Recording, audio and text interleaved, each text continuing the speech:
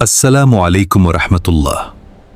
স্বাগতম আপনাদের প্রিয় ইসলামিক চ্যানেল সাজেদুর ইসলামিক টিভিতে।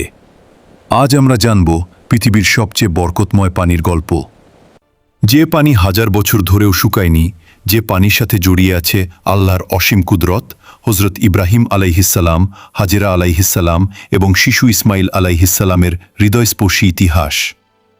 হজের এই পবিত্র মৌসুমে সারা বিশ্বের লক্ষ লক্ষ মুসলমান যখন সমবেত হচ্ছেন পবিত্র মক্কায়, তখন প্রতিটি হাজির বিশেষ স্থান দখল করে আছে একটি নাম, জমজম। কিভাবে সৃষ্টি হয়েছিল এই কূপ? কেন আজও এর পানি অলৌকিকভাবে প্রবাহমান? বিজ্ঞান কি বলে এই পানি সম্পর্কে? আর বর্তমানে কিভাবে সংরক্ষণ করা হয় এই বরকতময় পানি? চলুন আজকের ভিডিওতে আমরা জানব জমজম কূপের অজানা ইতিহাস, রহস্য এবং এর বিস্ময়কর বাস্তবতা।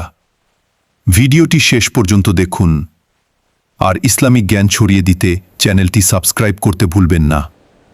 সাজেদুর ইসলামিক টিভি ইসলামের আলো ছড়িয়ে দিচ্ছে বিশ্বজুড়ে। বর্তমানে পবিত্র হজের মৌসুমে সারা বিশ্বের লক্ষ লক্ষ মুসলমান একত্রিত হচ্ছেন মক্কা নগরীতে। এই মহান এবাদতের অংশ হিসেবে হাজিরা পান করেন এক অলৌকিক পানীয়, জমজমের পানি। কিন্তু কখনো কি ভেবেছেন এই পানির রহস্য কি? এর উৎপত্তি কোথা থেকে?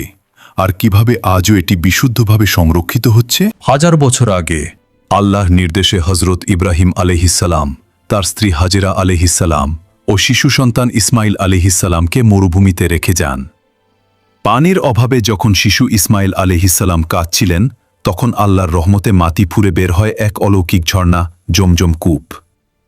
এই পানি আজও প্রবাহমান, যা আল্লাহর অসীম কুদরতের এক নিদর্শন। জমজম পানি শুধু তৃষ্ণা মেটায় না, এটি একটি বরকতময় পানি।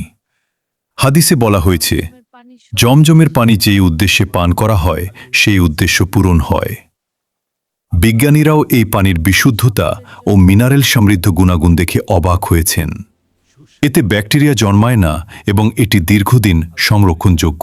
আজকের দিনে জমজম কূপ অত্যাধুনিক প্রযুক্তির মাধ্যমে সংরক্ষণ করা হচ্ছে। বিশাল পাম্পিং সিস্টেমের মাধ্যমে পানি উত্তোলন করা হয় এবং বিশেষ ফিল্টারিং প্রক্রিয়ার মাধ্যমে বিশুদ্ধ রাখা হয়। মসজিদুল হারামে হাজার হাজার পানির কুলার বসানো আছে, যেখানে হাজিরা সহজেই এই পানি পান করতে পারেন।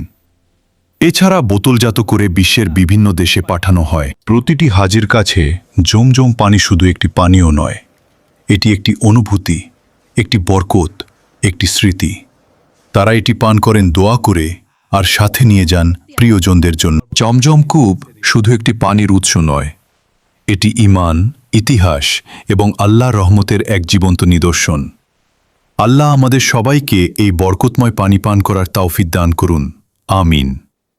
সাজেদুর ইসলামিক টিভি এর সাথে থাকুন, ইসলামিক জ্ঞান ছড়িয়ে দিন সবার মাঝে, এবং ভালো লাগলে লাইক, কমেন্ট, শেয়ার করতে ভুলবেন না।